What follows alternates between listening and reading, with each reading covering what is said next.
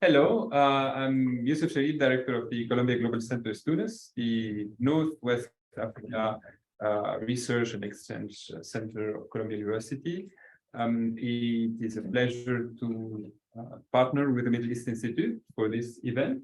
And also I'm happy to see Kamal Jadidou. He was the Vice Chair of the Faculty Advisory Committee of Columbia Global Centers Tunis, professor here at Columbia University. Again, thank you to the Middle East Institute for welcoming us to this building, and it's actually a true pleasure to welcome Professor Benoit Challand here at Columbia. I first met Benoit almost 10 years ago in democratic Tunisia. That's a country that has been observing for a few years now, and you see this book is perhaps the result of this observation. Benoit is Associate Professor of Sociology at the New School for Social Research. He teaches social theory and political sociology. He has previously taught at several universities, including NYU here and the Scuola Normale Superiore in Florence, in Italy. He's affiliated to several organizations and associations, including the Middle East Studies Association, the American Sociological Association, among others. Benoit is interested in settler colonial formations, democratic theory, and Western European Marxism.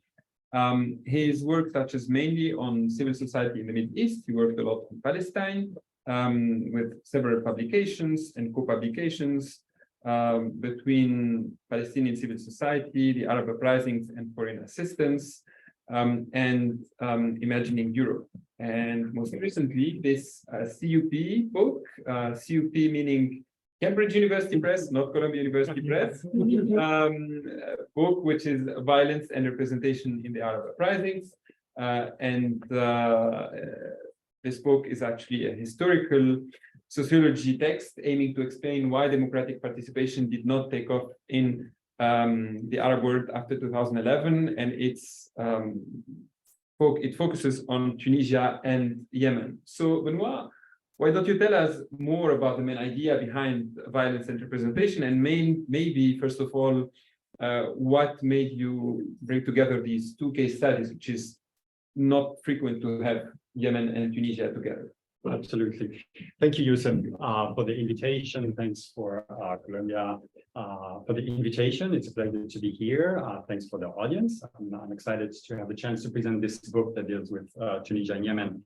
So indeed, why Tunisia and Yemen? So what I've foreseen is a series of slides to give a grounding of the development of civic participation and question of representation in the Arab Uprisings, with a focus on Tunisia and Yemen. And so my presentation will present material, empirical, historical material from Tunisia and also from Yemen. So it's important to also address the situation, especially dramatic development in the Middle East, with maybe the start of a civil war in Sudan. I mean, the conflict that has erupted in Khartoum, and Yemen at a critical moment with the peace process that has resumed a couple of weeks ago. So I wanted in this book offer it's a very new school approach of participation. It's an interdisciplinary book that looks at history, that looks at conceptual history and theories of participation in the Middle East, with some empirical analysis of Tunisia and Yemen. So why Tunisia and Yemen, shifting away from Palestine? Well, first we have to remember how in January and March 2011, when the Arab Uprisings were the maximum expansion, where the dynamic, it was a time where the dynamics were changed. Instead of pundit predicating Orientalist analysis, we had dozens of scholar activists from the region informing us. It was a unique moment. You might remember Zuccotti Park, the Occupy Wall Street, Occupy movement in various parts of the US and Europe. all those people drew from the Arab repertoires of mobilization. So the Arab world were a source of practical, but also theoretical inspiration. And so in this book, I wanted to have this source open and create a space for discussion that is not uniquely one of area studies, but one of interest for social theory at large. So I take a Gramscian, neo-Gramscian approach that tried to tackle the dominant Weberian sociology of constitutive power, bureaucracy, and formal politics. And I wanted to have a comparative approach because I thought that was a good way to understand the what was at stake with the aftermath of the Arab Uprisings. The book is based on mixed methods. A lot has to do with historical analysis. There is also a compilation of data sets, of new laws, association, campaigns, etc. Ethnographic immersion in Tunisia, or at least parts of Tunisia in 2015, 16, and 17. I had the chance to spend each time about a month in Tunisia doing interviews and having a sense of everyday life in Tunisia. And then with Yemen, unfortunately, it was impossible to reach Yemen. So I did interview over internet, WhatsApp, but also Yemeni from the diaspora, and previous research, participation in research network that allow me to have, at the start of the Arab Uprisings, a lot of contacts on the ground. And then finally, discourse analysis in which visual sources such as this graffitis, analysis of posters, video, chants, etc., constitute an important part of the material, empirical material. So the book is a comparison of two Arab republics, Tunisia and Yemen. And it's important to underline that this is a focus on republican politics, because in republics, there is a fiction and legal mechanism for the representation of the people, right? It is supposed to represent the will of the people. The theory that I propose about balance and representation would never work in a monarchical setting where the king embodies the people. So the notion of popular sovereignty is important. Tunisia and Yemen are both relatively small countries in comparison to Egypt, and they both had a similar position within the Ottoman Empire. They were quite peripheral provinces with a regional vassal, a bey in Tunis and a wali in Yemen. They didn't suffer the same degree of colonial and imperial encroachments as, say, Egypt, Palestine, or Algeria. Yet after independence, the form of power exercised in those two republics has been described as a permanent security custodianship. Permanent security custodianship is a term that Yazid Said used to describe a lot of the Arab systems, political republics. So permanent security custodian means that even if nominally civilian, the executive relies on repressive and unaccountable security apparatuses to silence and control the judiciary and legislative branches, as well as dominating large sectors of the economy through family, nepotism, etc. Both countries saw the fall of their dictator in 2011, with significant disaffection in the security forces in 2011, and similar demand for more representation in the political system and in the control of the security forces. And on the same day of January 2014, Yemen and Tunisia came up with two drafts of the constitution, the Tunisian constitution that was passed by the parliament, and a draft proposed by the National Dialogue Conference. So this is the common trajectory. Then the two countries take very different paths, with a slow democratization, bumpy in Tunisia, and then a few months later in Yemen, the outbreak of the civil war. So are Tunisia and Yemen revolutions? This is a hackneyed question. The uprisings were not revolutionary in the political sociology sense of the term. They were reformist. But what was revolutionary is that the people demonstrated a keen awareness of the historical source of injustice and proposed informal manners to undo repressive regimes. Key in that solution was a new imaginary of an active demos, an active people. So I use a Gramscian perspective that allows me to articulate the connections between culture and materiality, and looking at cultural with political representation, rather than cultural studies focus on the question of cultural representation. So The title of the book is Violence and Representation. I want to be clear, I think part of the website on Colombia's announcement was actually misleading. I'm not arguing that violence, revolutionary violence, is the way forward. Okay, that's not what I'm arguing. I'm studying the collective will, the collective force of the people. That is an imaginary in which the people represent itself as the sovereign power with the ability to decide how violence should be used. So violence and representation is looking at how the representation of the people is trying to address those two-pronged questions, which you have on the slides. How did the Arab demos push back against permanent security, custodianship, and unjust coercion? And how can informal politics steer towards democratic power sharing, in particular, pushing for democratic accountability over the means of coercion? And here, one of the way in which this pushing back can take place is the question of decentralization and federalism. Just put a plug for another book that has been just published, and I have a chapter on this, but this is a very significant book. I think the introduction and conclusion by my colleague Asle Bali and Omar Dajani do a fantastic job at comparing the politics of decentralization and federalism in the Middle East. So I pass around if you are interested, because this is in the case that I will describe. The space of decentralization is one where the people participated in Tunisia and Yemen. So let me go to my presentation. I will go over a brief presentation of the book. It's a quite big book, 400 pages. I cannot do justice to the book. So I want to present in 10 minutes the main finding, the dynamics, and then I will delve in specificity of decentralization in Tunisia and Yemen. That's okay for you. So part one studies the relation between violence and peripheries. So beyond Tunisia and Yemen, the book is also comparing the emergence of citizenship in Euro-America with citizenship in the Middle East. And here the usual story is a binary, a bifurcation between a here and a there.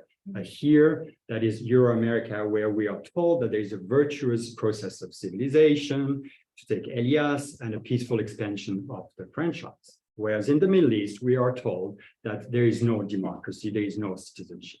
Okay, I don't buy this argument, and I'm proposing a relational account of the rise of political and economic modernity, and rethink how imperial and capitalist encroachments on the Middle East undermine the prospect for democracy and citizenship in the Middle East. The dominant narrative of citizenship, that is the liberal narrative, around the rise of equal citizenship and a pacified social contract becomes an illusion if we take this relation or enlarge the lens and compare the field of analysis. To paraphrase Etienne Balibar, one could say that the excess of violence, often racialized violence, in the colonies was necessary for the emergence of capitalism and political modernity in Europe. The flip side of the coin is that this profound systemic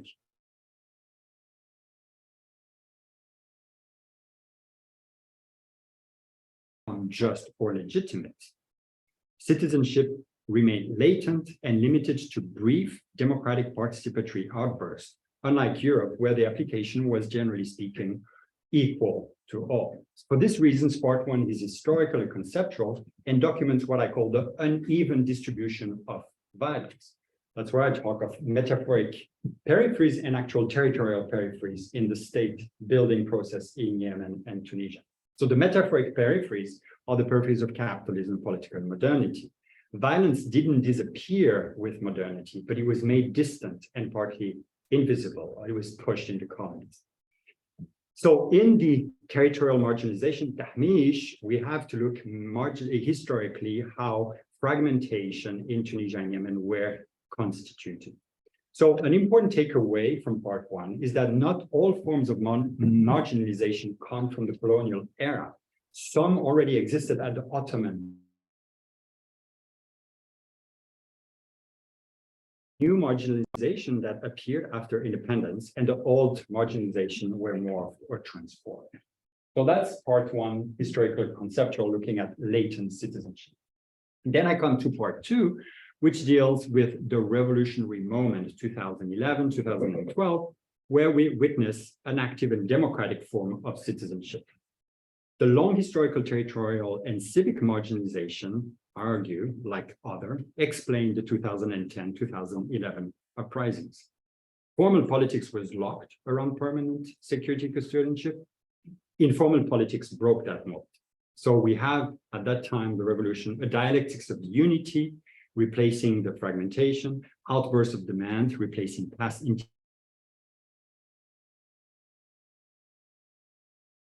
for decentralization from below.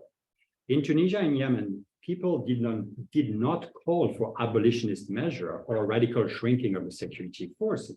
The demand was to neutralize excessive violence, in particular against marginalized groups, to make all citizens equals in front of institution of justice and coercion, and also end impunity for the governing figures. So the rejection of past forms of repression is best illustrated by the episode of Siliana, which is the motive and the cover of the book. Siliana is a small rural town in Tunisia where protests against the slow reform simmered in November 2012. Even if the protests were peaceful and demanded the resignation of the governor, the police used buckshots on demonstrators, blinding 19 people and injuring hundreds. You have pictures of people, Siliana, injured at that moment. Outraged by this repressive move, the people spontaneously marched out of the city. Siliana Hindelbank, this is the hospital, Siliana. People, after this violence, just marched out and left the city empty. This is the quintessential informal and spontaneous politics that reject formal political move. Women, men, young and old, poor, middle class, all called for the resignation of the governor and left the city empty. What is a governor without people, right? So people in Siliana remain resilient in their determination to uphold their demands and not bow to police violence. The cover of my book conveys the messages offered by a graffiti, which was made in the capital city, Tunis, a few months later, which is a reference to the violent episode. The person here has the name Siliana written. And there are different layers of graffitis. This is taken in front of the building of the UGTT, the main labor organization in Tunis, with a slogan calling Isyan, Isyan, Yaskut al-Turian, so disobedience until the fall of the tyrant. And more important for us is this label of a blinded person, right? Representing Siliana saying, Shuftuna, did you see us? And here we have this dialectic reversal of the person blinded that call on the onlooker saying, do you see us? Which is also calling on the state that claims to not to see the problems of violence. So you have this politics of representation that is what I called vis populi, that is the will force and the willful and connective force of the people. Here, people reject violence, right? They don't act through physical destruction and violence. There were moments of violence in the revolutions, but by and large, the people have been pushing back. What they want, the people want to neutralize the illegitimacy of the repression through imaginary device, a song, a graffiti, a march, etc. And this new social imaginary, a new sense of identity, was projected and circulated as the new basis for connective, not divisive collective action. It was largely based on a secular grammar of collective rights, accountability, and state-society relation. And the book gives dozens of similar examples of symbolic statements of cultural representation that are demanding reforms in the field of security. Vis populi is a category of analysis. This is my pointing of the term, because the term Latin, this is the force of the people. It's a category of analysis that allow me to encapsulate the variety, the multiple demands that the people made. So it's a symbolic space where people call for socially just use of the means of coercion and proposing also forms of direct representation of the people in the political system. It is democratic because it's the kratos of the people, of the demos. It's an autonomous, spontaneous representation of the sovereign power of the people. Moving to the last part of the book concentrates on the fate of decentralization and the embattled revolutionary legacies. The book covers the phase until 2020, early 2021. So we have two tales of decentralization that start different paths, Yemen and Tunisia from 2014 onwards. In Yemen, a round table gathering 565 representatives of parties, civil society, association, women and youth, half of them from the South, worked in the framework of the National Dialogue Conference. It met for 9 months and issued 1,600 recommendations for the drafting of a new constitution. The NDC, the National Dialogue, was an opportunity to engage with the structural tension between the center, Sana'a, and the different peripheries under President Saleh. In January 2014, the NDC transmitted its recommendation to President Hadi, who in consultation with a small committee proposed a new map for federal Yemen, now made of 6 regions. In January 2015, when the draft constitution is presented, that's when things go bad in Yemen, and that's where the hostilities escalate and morph into an international war in March 2015, with the Saudi coalition intervening military and the Emirati coming in support of the southern factions. So from 2015 until now, we have witnessed a dramatic collapse of the federalization of Yemen. In Tunisia, I showed that the security reform, transitional justice, and decentralization continue to move forward, but slowly die down after 2015. Not because of the informal energies and popular demands receded, but because formal institutions of power, the parliament, political parties, etc., blocked this transition and redirect them in cul-de-sac. Hence the title of this part, and Battle Revolutionary Legacies. Part 3 of the book discussed the re-siloing or the regeneration of spatial inequalities in the resubjectivation of individual actors that were the antithesis of what happened in 2011. So this is a moment where people are sent back to their previous social roles, that of precarious or latent citizenship, awaiting for decisions to be made on their behalf. This is what I call the strong man syndrome.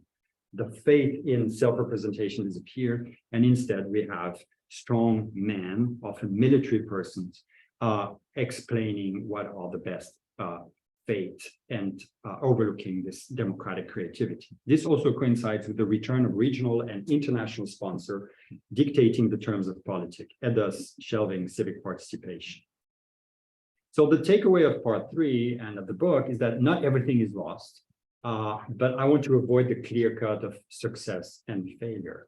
Decentralization has been a mixed blessing, dramatic in Yemen, for sure, dramatic for the Yemeni political system, but I still think that it is a lifeline for Yemeni citizens themselves.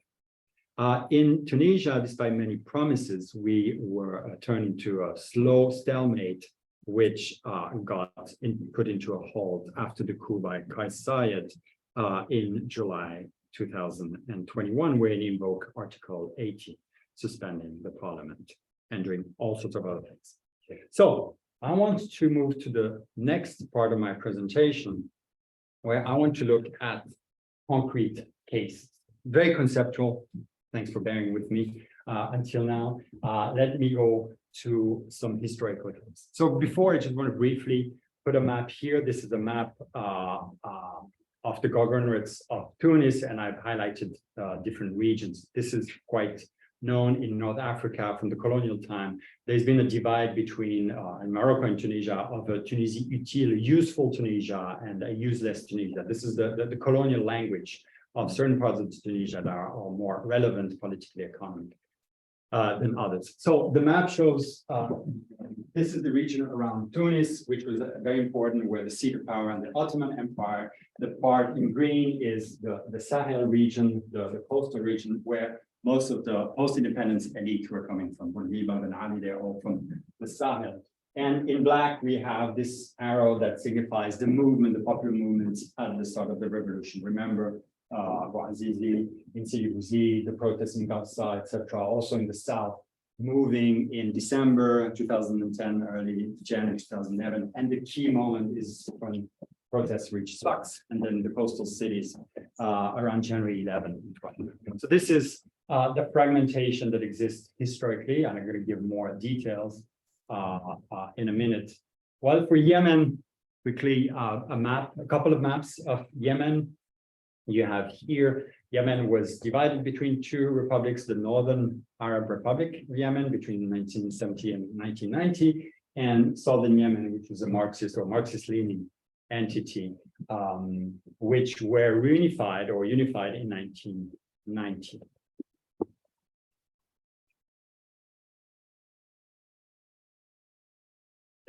What makes the Tunisian and Yemeni cases so rich, in my view, is that the long history of territorial fragmentation and uneven distribution of violence predates the colonial time. Tunisia was an Ottoman province with the Hussein dynasty ruling the country from 1705 until 1955. But from 1881 to 1955, France established a protectorate, leaving only nominal rule to the Ottoman Bey. All 19 Husseini beys ruled Tunisia from the Kasbah, the walled old city of Tunis.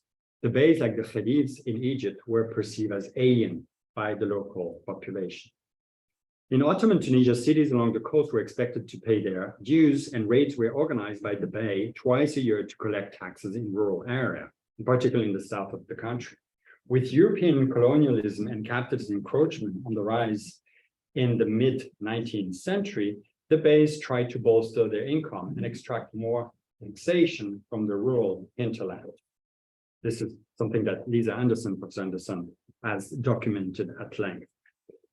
To do so, the ruler made an alliance with the rural nobility and attempted to set monopolies on trade and standing army of local recruits. A new poll tax, the mejba, replacing older Ottoman taxes, was introduced in 1856 for regions outside of the 5 urban centers of Tunis, Kairouan, Sousa, Sfax, and Monastir, a heavy taxation that provides 40% of the Beylikal state budget.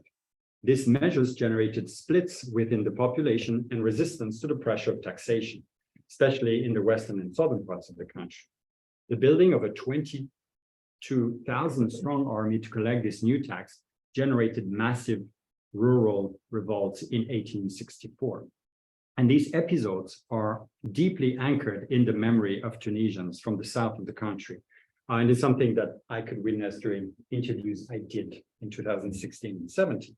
A retired school teacher I interviewed in Tatawin connected the 1864 rebellions with the resistance to the imposition of the French protectorate in the period of 1881-89 and the Falaha resistance in the years between 1952 and 54. Sfax, which bore the brunt of the French military campaign to take over the country, also remember these episodes, but for Sfaxis, the date that remember mostly is July 1881. Sfax is the first town along the coast excluded from the usual Tunisia and the gateway to the deep south. The town was heavily bombarded by the French troops, leaving 800 to 900 Sfaxis dead. A recent documentary by International Alert, filmed in the region where the revolution started, around Kasserine, captured a similar mood. Citing the insurgency led by Ali Ben Ghadahem, sort of Robin Hood or resistance figure in the Kasserine region, 2 men in these interviews in 2018 saluted the courage of Ali Ben Ghadahem, who rebelled against, and you can see the quotes here, unfair Sadr Bey and his vizier Khasnadar.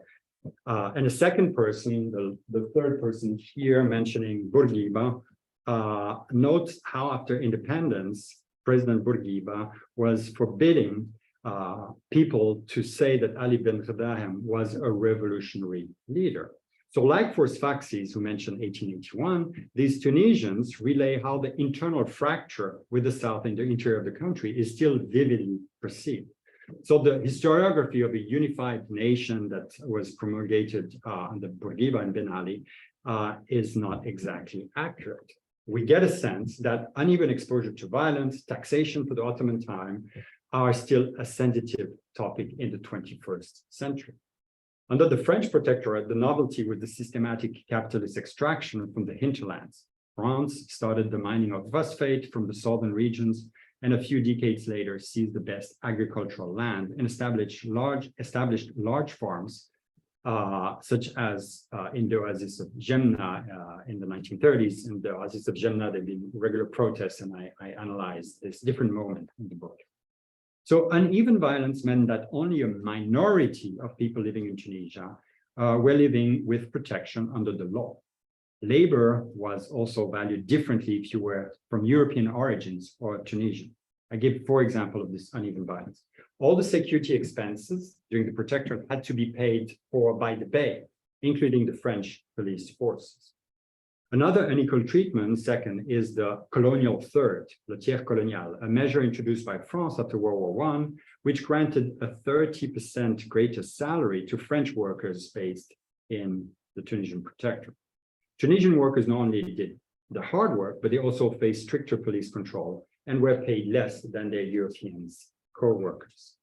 In terms of political representation, the Grand Conseil, established under Khayr ad-Din in 1861, granted 44 seats to French Tunisian and only 18 to Tunisians. The 2 bodies, part of the same institution, never sat together and didn't have the same right.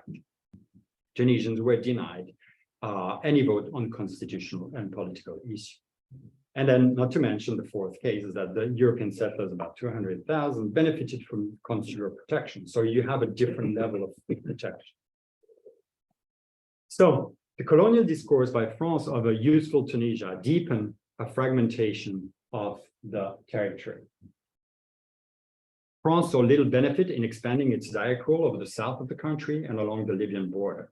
This non-useful Tunisia was presented as the territory of the Felaha, the bandits, a term used to describe local, often rural fighters that resisted French occupation colonial policies, not just in Tunisia, but also in Nigeria. After independence, the elite clustered around Bourguiba, who famously all hailed from the Sahel region, reproduced similar biases toward the people of the interior and the south. The violence under the protectorate turned into indirect and symbolic violence at the independence era. Saheli and Tunisois elite repeated colonial discourse of a Tunisie utile after independence, but with a new rhetoric of development and industrial zeal in the north or in center, as opposed to the endemic poverty of the disinherited regions. Richesses were either moved to the coast or Tunis, where extraction of the best plus value could happen, or with land, agricultural land, these elites took control of the farms, the large farms established by the French colonial. One example that I discussed in the book is the Jemna Oasis, a state-controlled entity that had taken over the farm after independence, but leased the oasis to 2 private Tunisian investors in 2002, and those 2 investors had direct connections to Ben Ali, and they were in the security sectors. The farmers in Jemna received very little benefit, and it's not by chance that in 2011, during the revolution, a collective of farmers occupied the date-producing oasis for months and petitioned the post-revolutionary authorities for the return of collective ownership, which existed before the French protectorate. So this is for the capitalist extraction. And in terms of problematic application of coercion, I just want to give 2 examples from the problem of marginalization. From independence in 1956 until 2018, about 20% of the Tunisian population, mostly in the south or in the borders region, continued to live under the direct authority of the National Guard or the Ministry of Interior. There was no universal municipalizations. So different layers of representation. Last but not least, the level of conscription into the army differed greatly according to the geography of center and peripheries. An old practice that allowed richer families in the Sahel region to pay their way out of military conscription resulted in a majority of soldiers coming from the impoverished interior regions.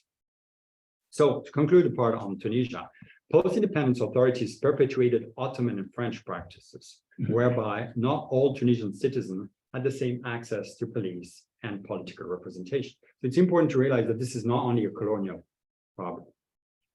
And by 2010, there are 2 Tunisias. To simplify, one, the Tunisia of power, money, comfort, and development, which covers the coastal area, particularly the capital city, the upper-class suburbs, and the Sahel. And second, the marginalized, poor, submissive, and dependent Tunisia of the south, the center of the west, where the revolution broke out. Now, going to Yemen, I have to be brief because I cannot explain the whole politics of marginalization in northern and southern Yemen. Just want to highlight the fact that the north of Yemen was occupied twice by the Ottoman in the 16th, early 17th century when there was competition with the Portuguese maritime empire, and then most importantly, from 1849 until 1918.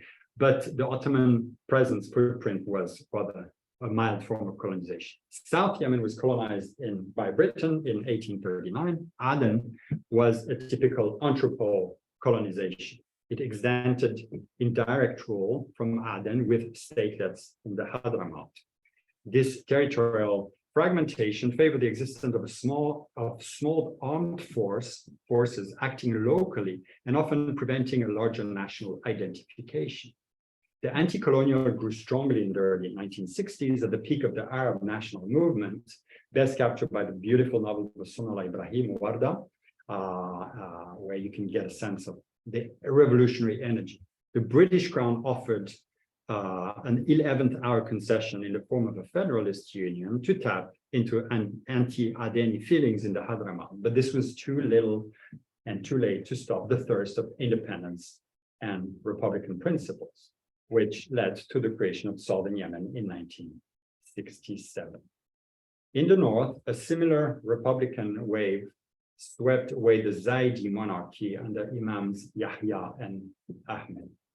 Briefly, there is the Zaidi Imamate on the north, and when the Ottoman Empire comes in and take over Sana'a in 1872, the Ottomans are unable to take entirely power, and so they share, there's a condominium, they share power with Imam Yahya as the interlocutor, and the Imam had strong support from the tribes, from the northern Saada regions. So fast forward to Yemeni independence, we have the civil war that opposed the Zaidi Imam to Republican forces supported by Gamal Abdel Nasser and Egyptian troops. The civil war ended in 1970 with the victory of the Republican side. This victory paved the way for what Joshua Rogers in his PhD called war specialists or violence specialists, namely urban merchants who benefited from economic exchanges during the war, and of course a new generation of military leaders who came to power. So rather than the Hashemite or Saada elite, the aristocracy who dominated the highly stratified Yemeni society, this new lower and middle class came to trust political functions in the new republic. In alliance with tribal leaders who had taken side against the Imam, these violence specialists occupy most of the key political functions, starting the famous permanent security custodianship. All presidents in northern Yemen from 1970s until 2011 were also from the upper highlands and benefited from an alliance between the two tribal confederations, the Hashid and the Bakia. This is not a clear-cut confessional divide, Zaidi versus Sunni, as often is represented. It is a highly regionalist and personal network that explains the balance of power. So it's a mix of regionalism and kinship. Regionalism also played a role in the south. When Britain abandoned Aden, a Marxist republic was created in the south. The main party was the Yemeni Socialist Party, and it ruled over the People's Republic, Democratic Republic of Yemen.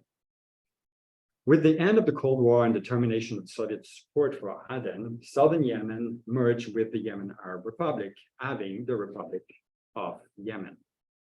Since unification in 1990, 3 regions that are put here in the map have been particularly aggrieved by the political center: Saada, Maghreb, and the South. In all cases, uneven violence and representation explain the deep-seated anger against President Ali Abdullah Saleh, who ruled the country since 1978. So briefly, the South, the problem of the South. Ali al-Baid was the Secretary General of the Yemeni Socialist Party, accepted the project of unification in May 1990. So there's a unitary republic established. Sana'a is the capital. Aden gets the honorific title of economic capital. Parity between North and South was guaranteed in the Constitution 91, but the reality was that the North was imposing its military personnel and its social value. For example, a woman who had more political reputation in southern Yemen, 5-6 women were sitting in the 111-strong legislative council in the South. We had only 2 women in the 301 parliament elected in 1993, and only 1 in the 2003 elections. The South complained about the incomplete unification. There was supposed to be an upper chamber that had supposed to represent a sort of federalist chamber that was never created.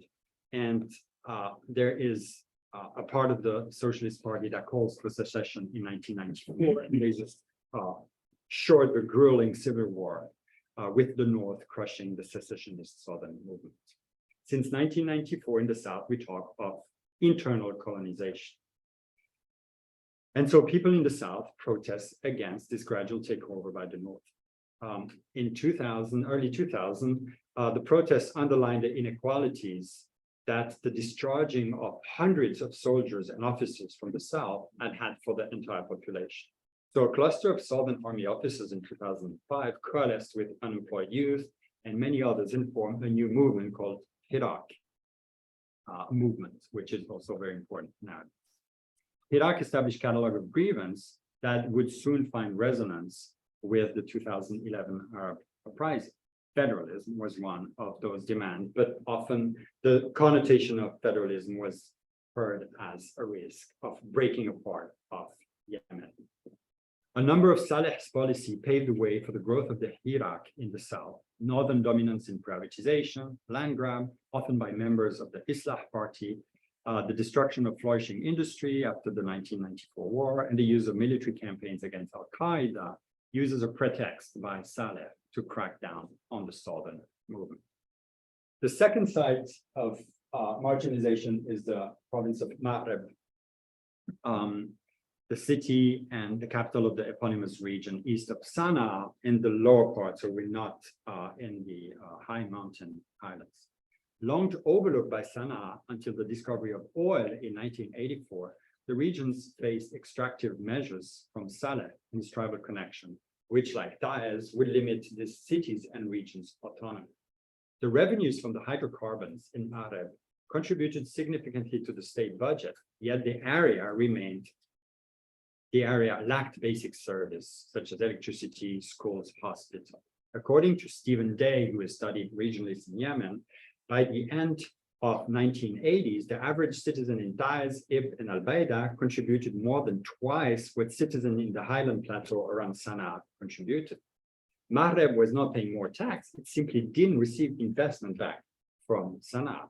On the other hand, Yemenis from the upper highland in the Hashid tribal heartland evaded taxation by exerting violence on the staff of the tax authority if they were to insist. And third, the side is the north of the country, the province of Saada, around the city of Saada. The resentment in the north around the town of Saada is often expressed in terms of Zaidi revivalism, and that's where the Houthi movement comes. And the narrative is that there's this opposition between Zaidi versus the Shafi'i. Sunni. The reality is actually more complicated, and it makes sense to read the conflicts in terms of materiality and exclusion of the political and economic margins.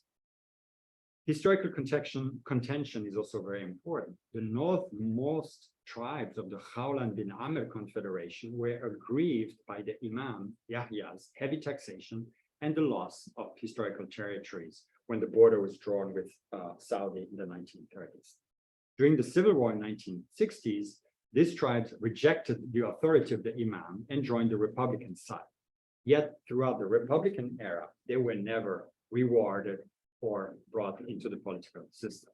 The tribes of the Challand bin Amir and the population of Saada, the northern town close to the Saudi border, faced problems of marginalization, similar problems of marginalization as Marib, Taiz, and the southern regions. Access to water, subsidized oil, tax pressure, and the lack of infrastructure explain the growing rift between the population of Saada and Sana'a.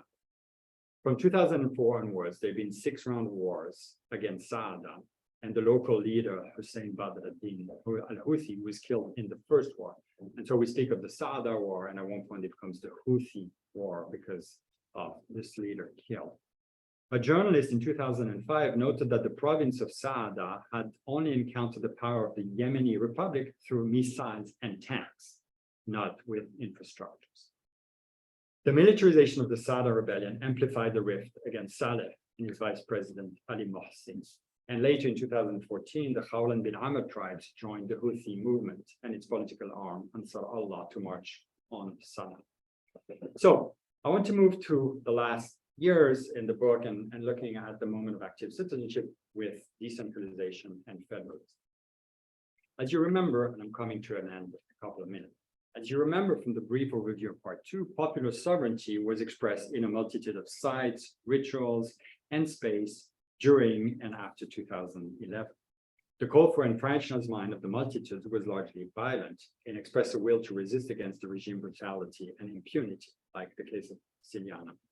So there were informal politics with symbolism of caravans, march of lives, joint encampment, etc. I don't have the time to show the details, but I'm proposing the assessment in the book that even in the last 8 years, the spirit of this popular representation, radical representation, is still present in everyday life and also in cultural production in Yemen. So this new imaginaries of popular self-representation still exist, and so you can still trace of this democratic popular sovereignty. So the last part of this presentation, I want to focus on formal changes and policies for reform that have been put in place in the two countries. And here I go back to the question of federalism and decentralization. In Yemen, the national dialogue and its 565 representative was representing the legitimacy of the mass as opposed to the initiatives pulsated by the Gulf Cooperation Council. The GCC was the sponsor of the Yemeni transition, which included only a few political parties. The national dialogue in Yemen expressed high expectation when it came to impunity, accountability, and security sector. Just give 2 examples. The NDC called for the development of, I quote, military doctrine for armed forces derived from constitutional principles so as to become a national and professional army. A national and professional army. So it means before they were not considered a national army, right? And of course, professional. The NDC also requested a rotation system to all commanders of the armed and security force to be applied so that all regions of the country would be involved. And indeed, the map, this is the map of federal Yemen, included some of these demands, in particular, the call for a systemic representation of all 6 regions in the military command. So this is a left, if you want, a consequence of the popular demands for rotation in the military and security forces. There were also articles in the constitution, the draft constitution, for transitional justice and national reconciliation. The text was never put to vote, as you may recall. The war in 2015 started.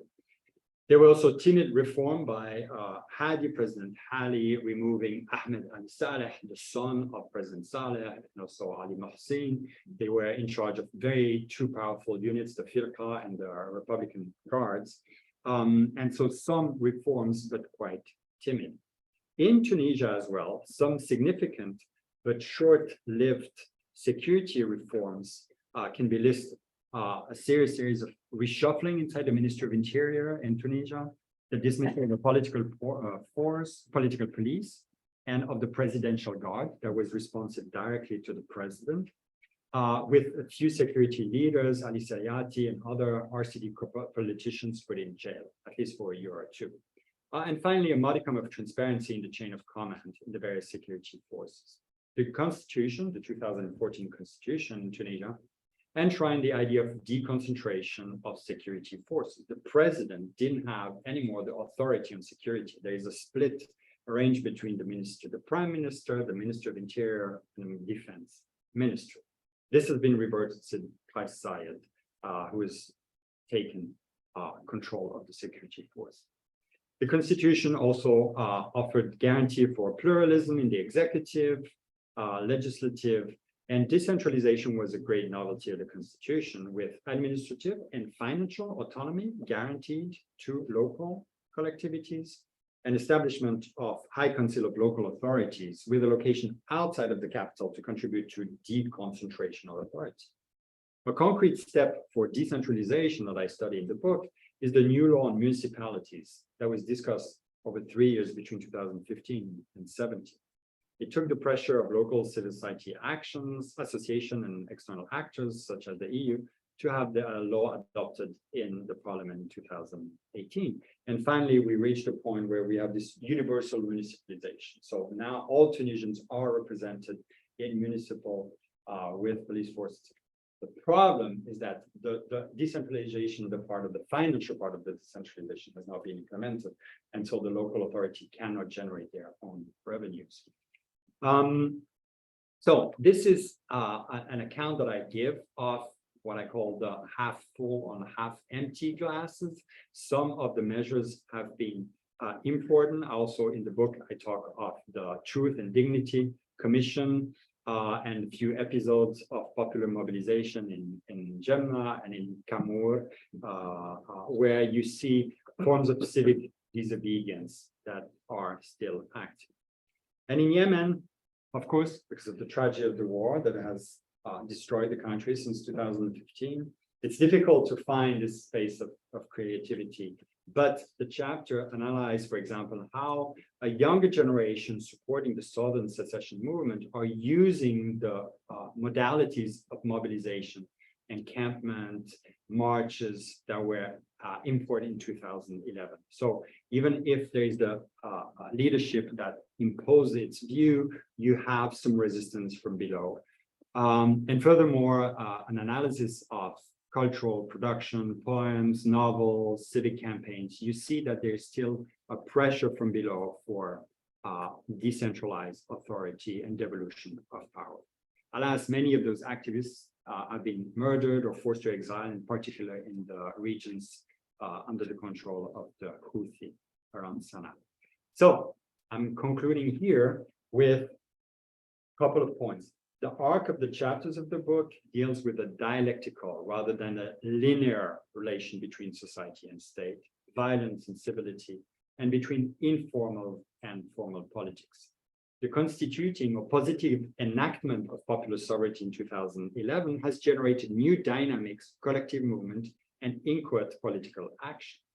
Overall, this is an active refusal of the conditions of latent citizenship, a process that combines all geographies disregarding certain groups with new circuits of political creativity. Even the process of decentralization, which can easily be seen as a source of dramatic fragmentation, Yemen, or control reform from above, Tunisia, argue that this process have generated democratic practices that can be helpful for the affirmation of citizens' involvement in political affairs in the future. It's not only a prescriptive recommendation by international donor or a fashionable neoliberal recipe for state reshuffling. Everyday life practice illustrate the efforts to sustain capacity for self-representation locally and in particular in the margins that I have described in Tunisia and Yemen. So the book challenges simple narrative about success or failure or about an Arab winter that has replaced an Arab spring. And it also shed lights on relational dynamics in the field, the constitution of citizenship between Euro-America and the Middle East. Thank you very much for your attention.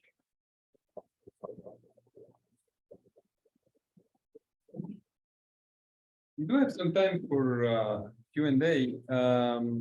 We can also receive questions here. So already we have a question in the Q&A section, but of course, people who are present here, more than welcome to ask questions. If anyone wants to ask a question on Zoom, please go ahead. But let me start because I'm sure. One more. It's more of a methodological question about the examples you gave on Tunisia. So, for instance, if you take Jemna, if you take Seliana, if you take the movement of demonstrators from the periphery to the center. So we start by that one, periphery to the center. That was the last week of December 2011, first week of January 2000, the last week of December 2010, the first week of January 2011, and more or less that ended there. If you take Jemna, it's one oasis, it stays there. You take Seliana, was that action where people went out of the city and then returned, I think, the same evening.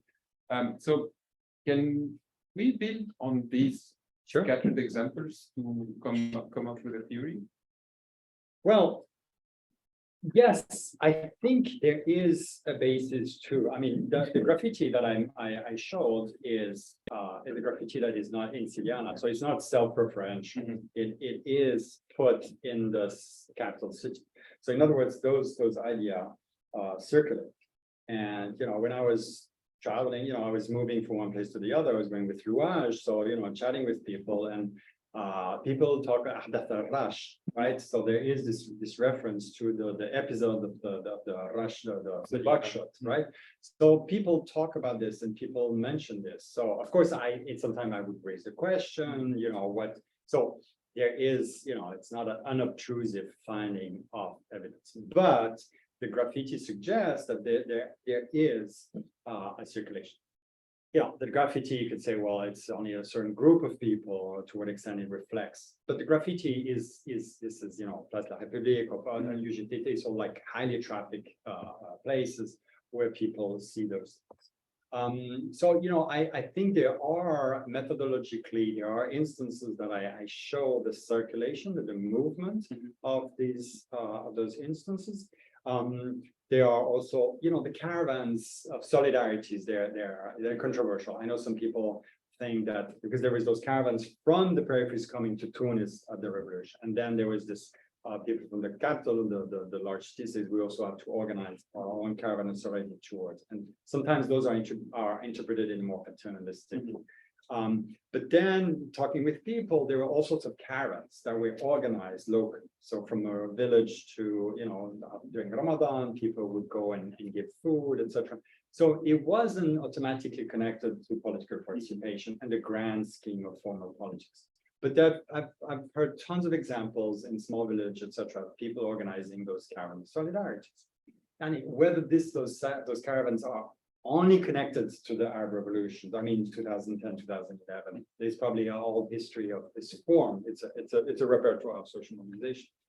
But I've heard tons of examples of people organizing and showing me pictures of how they organize those little acts of solidarity and participation, cleaning the street and then moving to the village, etc. So in Tunisia, I've seen those. I've heard a lot of those, and so that's why I propose that even if those are localized episodes, they are significant, and they have this, what I call multi-directional existence, and that's where the part 2 and part 3 are in clear opposition to some extent. Is that part 2 is really this messy.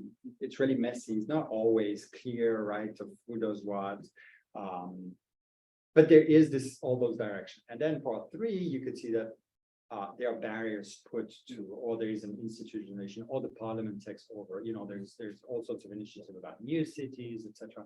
So there's this informal, there's a passage from the informal to the formal, which slows down this energy. But I think through those examples, I think one can make the case that it's more than a local episode.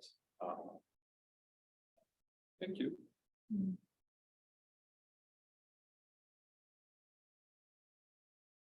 I have a question as well. Yeah. On the same episode of Siliano and on federalism, trying to connect the dots. I've seen in your book you were addressing the issue of spontaneity. Right. You haven't expanded on your presentation, but I'm interested in knowing from your experience when you heard how spontaneous these episodes have been, and how come suddenly on the city decides that it is a symbolic gesture to walk out and come back. I thought maybe this is also an episode that people connect back in history. That's something that they have done in the past, so that community does the same, just as a symbol. Second part of the question, concepts such as federalism, local authorities, foreign governments blamed it on revolutionaries to actually use Western concepts to actually try to push forward how spontaneous is federalism in a place like Yemen. And third, in all this, what was the role of the international community? I think of security sector reform, in Tunisia, for instance, there was a program by some centers and then by the UN, etc. Has that actually killed or contributed to killing the very spontaneous will of the people and of the systems to reform themselves? Or has that been, in your view, support? Great. Thank you, Nicola. Great questions. So spontaneity. There is a fantastic book by a colleague, Gillian Schredler, who's a political scientist at CUNY Graduate Center, and she has a book on Jordan protests. And she looks at specific space in Jordan that are being used since the 1910s, 1920s throughout Jordanian history, and saying if there is a genius loci, like a spirit of the space, etc., and which generates some or likely to generate protests, etc. And the book is really fascinating. In my case, I'm trying to avoid this spatial determinism and looking at how certain spaces, such as the one in the graffiti in front of the UGTT, that there is a long history of protests that were not tolerated on the national level, but somehow the UGTT under Ben Ali already, right? Because the UGTT has a historical legitimacy, people could go to certain spots, right? And in Syria, it did start from the UGTT because people know that this is a safe space. It's a space of refuge. So people somehow know that, they have a sort of protection from. So you also have that dimension. If you look at the choreography of those marches and those protests, they often have a typical starting point, right? What is interesting is that somehow they toy the line and they push and go further. In Tunis, in January 13, 12, 13, 14th, right? People started from the UGTT, and on the 14th, for the first time, they went in front of the Ministry of Interior, which is, Habib Bourguiba, and that was a novelty. So, things are happening which are not planned or clearly, it doesn't follow a script. That's what I'm saying. There are recognized spaces that guarantee protesters because of the permanent security, custodian security, the Mukhabarat state, the repressive state. People know that they shouldn't go and protest in front of the Ministry of Interior, right? Or at least in Ben Ali. And then there was a moment where it's possible. Now this space, you can't go there, right? It's being barred off, and there are all those monuments, etc., that I analyzed in the book, etc. So those spaces have shrunk. So there is this, cat and mouse, and in the social movement literature has a lot of interesting analysis of the political space. And for the Syriana case, there is a bit of those space, and there is, of course, the social media component. So in Syriana, Syriana is very small. So if you have a couple of people who shout, let's go, it's, you will be called out. It's about 30,000 or probably 20,000, 15,000 in Syriana, and then the surrounding people. So there is a part of social media. A couple of people I interviewed in Syriana say, people post things on Facebook. But what we have to know is that, spontaneity is relative. In Syriana, there were 3 or 4 days of protests. And then there was this other violence. And then that created this, that was the straw that broke the back of the camel. But there had been tit for tat of protests in front of the governor and then pushback, etc. So, it was in the wall that there was something coming in. It's something that, I don't know, in Palestine, I've seen that the Friday afternoon protests, there's these rituals where, the US is going to go. And so you know what's going to happen. What was surprising was this spontaneous thing. And people say, people say, let's leave. And so it was like a word of mouth and some coordination with, coordination is maybe too much, but social media also. The point here is the history. I'm not familiar with similar episodes in Syriana or other cases where people left the city. But so I can't say for sure about this history, but spontaneity, I think spontaneity means the Greek word spons means the source. spontaneity is when people that's that's where I talk of the democratic autonomous project of self-representation. The people are their own source of knowledge, and so that's spontaneity means spons is like being their own source, and that's why I say I want to take the Arab Uprisings to be a source of inspiration and source of theory. So in that sense, let's think about spontaneity. But spontaneity, of course, nothing arises out of nothing. It's a big philosophical question: what comes out of is it possible to have something emerging out of nothing? Spontaneity means that people feel that they're entitled to decide what to do, and they don't rely on political leaders. They don't rely on the motto given by the trade unions or the political party. In that sense, there's a very. The second question about federalism: is it a spontaneous thing, or is it something that has been pushed or proposed, or some deduction with incentives for decentralization and federalism? The argument has been made, especially in the case of Yemen, clearly that this is something that some international sponsors, donors have pushed. But as I hinted, the Iraq, the Southern movement since the early 2000s, they've been calling for federalism. This is their own agenda. I mean, some of the Southern leaders were in exile, so whether they've been influenced, I can't say. But this has been repeatedly on the agenda of Yemeni activists for at least 7-8 years in the south.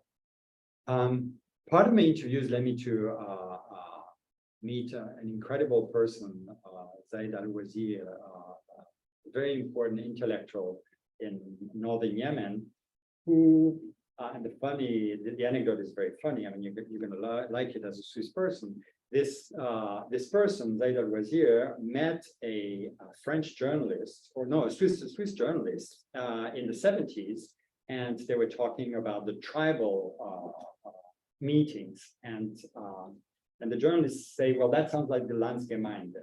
That sounds like those popular gatherings that still happen in certain rural cantons in alpine cantons of Switzerland, where the male, women had the right to vote in Switzerland. You guess when? After Tunisia. After Tunisia, 1996. In 1996, in the last 96, Yeah, is the Supreme Court. On the federal level, it was 1971, but in those Landsgemeinde cantons, mayor would go out on the public square and vote with their swords, literally sword, all the symbolic, etc. So anyway, Zaid al-Wazir had this discussion in the 70s when he hears about the Landsgemeinde and he reads about it, etc. And he makes this analogy that in Yemen there is something akin to, which is a tribal council, etc. And he says, well, actually that could work because Yemen is anyway fragmented, the mountains, etc. So why not having this form of direct participation? Very patriarchal as well, etc. So anyway, Zaid al-Wazir has written about federalism in the 1990s. He writes the first version in the 1980s, and clearly he's not influenced by donors or whatsoever. So and he reads this thing. So and in the chapter in that book on federalism decentralization, I look at the popular debates in Yemen around federalism, and there are popular debates in Yemen which are not parachuted from Iraq federalism by the United States in 2003, which is a total disaster. So there is this reference to the American imposition of federalism. Some people say, but I think it's the jury is still out there, and there are genuine interests in federalism in Yemen, be it with the case of Zaid al-Wazir and the publication of the book, which, by the way, the book was censored. When he published the book in the early 1990s, Saleh censored the book.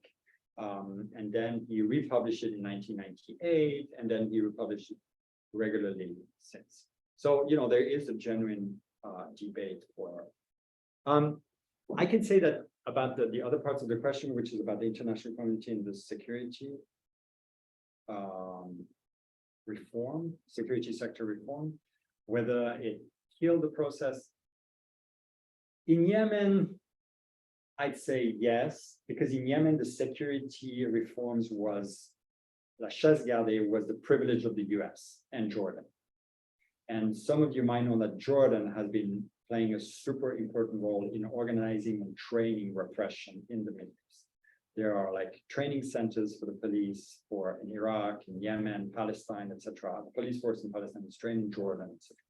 So the fact that Jordan, the US, had the lead, this is a typical diplomatic thing, right? There is the fatal Führung. I mean, so there is like some what is the technical, the gavel or, gavel holder. So some countries have a privilege. So in Yemen, clearly this was the US, Jordan, because he was connected to terrorism, anti-terrorism, okay? And so people were very skeptical from the onset that the security reform in Yemen would go nowhere. I mean, nowhere in terms of the vis populi that I'm discussing in the book. So in Yemen, we knew that the parameters were extremely limited. In Tunisia, it's, people, the ICG reports on Tunisia are fantastic. And one of the author of those reports thinks that the reform in the security sector in Tunisia was killed from the onset, that it was not a genuine. I'm more optimistic that there is some space for a transformation, and I'm sure Youssef also has a lot of ideas about this, but I don't think it was clear direction from the donors. I think there was also a mistake from donors to stop funding projects in the peripheries that were the aggrieved regions for some dodgy claim of that there is a security threat to the personal, etc. So a lot of the NGOs, international NGOs, and here it's beyond the security sector, the Dutch and the British have been very involved, etc. But a lot of international NGOs doing development, civil society support abandoned those impoverished regions for some security reasons, which are probably spurious. And in that sense, I'm not saying that they're responsible, but it's a pity because if you had continued investing in those marginalized regions, you would have, kept that space way more active. So, it's a mixed assessment for the Tunisian case, or as for Yemen. It's quite clear in my view.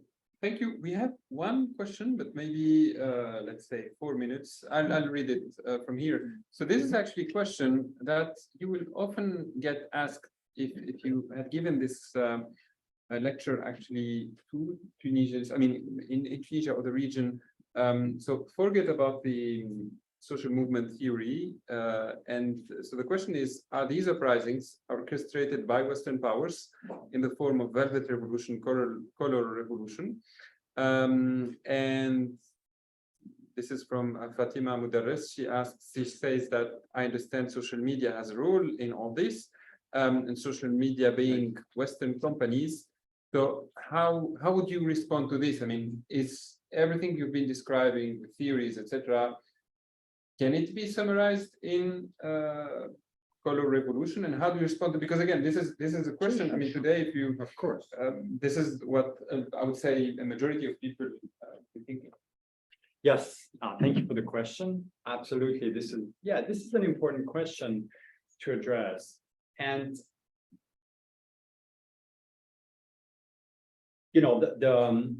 I'm skeptical about this interpretation that this has been planned and this has been led from outside, etc. For a variety of reasons. First, the uprisings came at a surprise for a lot of people, right? I mean, it was really it was not planned and it was messy, and so you can't make that there were some relation from outside. For example, in the Tunisian case, Shukri Ahmed has documented that the network around the Gafsa, the mine protests in 2008, and the people in the trade unions in Nantes, etc. So there were those connections that helped implement and drum up the support for what happened in Sidi Bouzid, right? So, but that doesn't mean that those people were controlling, right, and planning, etc. So one has to be careful in thinking that any transnational connections is a problematic one, right? I think we have to, this is part of politics, because we are here, and maybe there are people from Tunisia listening to the Zoom, right? I mean, we are also in this era where connectivity is extremely easy. And so rather than seeing it with suspicion and thinking that this is control, I think we have to see what can be beneficial or measure the two things, right? I'm not saying that everything is great, etc. I don't buy into the argument that, for example, the Serbian leader for nonviolence, etc. This is something, for example, in Egypt that was planned from outside. I mean, some people had connections there, but that doesn't mean that, I mean, where do ideas emanate? I mean, that's what I'm with this book, and I'm drawing inspiration from Arab repertoires, etc. I'm conveying this, etc. So everything is blurred, right? Where is the inside? Where is the outside? It's impossible to say. And so color revolution, control, etc. I don't believe that this is the case, but the previous question about security can also give some sense that sometimes there have been, resources given, or, the attention has moved from one problem, social justice, to political rights, etc. So, the demands of, equity, etc. has been abandoned. And maybe this has to do with the agenda of international donors. I've no doubt that there is this mistake of donors of inability to read those maps of marginalization and those economic grievances, right? And then we tend to see as, the Jasmine Revolution, as if, jasmine is growing a lot in Sidi Bouzid and in Gafsa, right? I mean, this is those false representation. So, and donors confusing Sidi Bouzid and Sidi Bouzid, etc. So, so donors and international actors often have a superficial, shallow reading of. So I think it's doing too much, giving too much credence and too much to say that they could plan those things. So one has to be careful with that. But I understand that there is, beyond what the question asked, there is a sense of frustration and disillusion with what has happened, and that people have been, their object of participation, the ability to mobilize, has been taken away from them, etc. But I think this is where, again, we have to mix the external and the internal sets of actors, right? Because the book is very new school, kind of anarchist, or from below, popular participation, etc. But I show in the third part how formal political actors, Tunisian and Yemeni, are also responsible for having stopped or not endorsed the process of security reform, or transitional justice, or collective rights, or the rights of the regions as victims, etc. The parliaments failed, the big parties failed to support them. So there is also a responsibility. So that's why we need to look at those dynamics that go both ways, and be honest in assessing the failure from within, and also being aware that there are responsibilities from outside. I also want to say, in Tunis was there is this space of hospitality that was given to Egyptian human rights activists, Syrian human rights activists. I mean, Tunis became really important in the Arab world.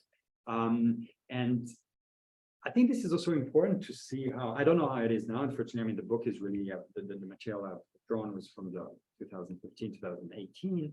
I don't know how it is. I think probably it's becoming way more difficult, but there's also positive space that was offered. And that's also a legacy of the Arab Uprising, is really recreated new sense of connections within the Arab world. So some of those solidarity caravans were, going to Libya, to Gaza, etc. So it was quite significant to have these connections. And so the transnational, I would invite the people who have those doubts and those questions to, have a wide array of cases and see, the pros and cons of the transnational connections. Thank you, Benoit. Thank you, everyone, for attending, and thank you to the Middle East Institute. Thank you, Yusuf. See you in Tunis then. Yes, thank you.